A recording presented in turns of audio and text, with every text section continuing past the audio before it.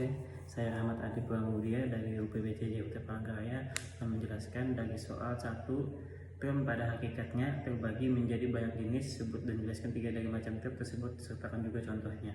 Term dalam logika adalah suatu kata atau gabungan kata yang digunakan untuk menyatakan suatu objek, konsep, atau gagasan tertentu. 3 macam term yang umum dibahas dalam logika. Term konkret dan abstrak. Term konkret mengacu pada objek yang nyata yang bisa dirasakan oleh panca indera, contoh seperti meja, manusia, buku. Term abstrak mengacu pada konsep atau gagasan yang tidak bisa dirasakan secara langsung oleh panca indera, contoh seperti keadilan, kebebasan, kebijaksanaan. B. Term khusus dan umum. Term umum menunjuk pada kelompok atau kelas objek, contoh hewan kendaraan, mahasiswa.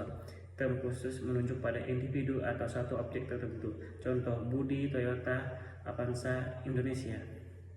C. Term positif dan negatif. Term positif menyatakan suatu secara alternatif atau menyambut keberadaan sesuatu, contoh seperti kejujuran, manusia cerdas. Term negatif menyatakan ketiadaan atau penolakan terhadap sesuatu, contoh tidak jujur, bukan manusia. 2. Jelaskan dan berikan contoh bentuk sesat pikir logical fallacy. Bagaimana agar terhindar dari logical fallacy?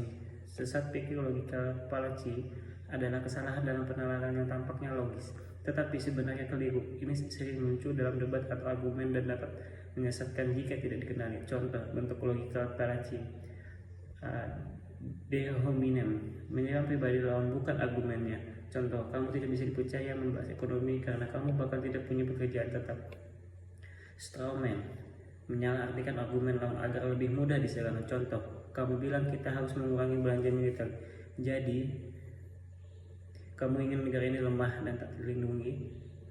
False dilema, dikotomi palsu, menganggap hanya ada 2 pilihan, padahal mungkin ada opsi lain. Contoh, kalau kamu tidak mendukung kebijakan ini, berarti kamu tidak peduli pada negara.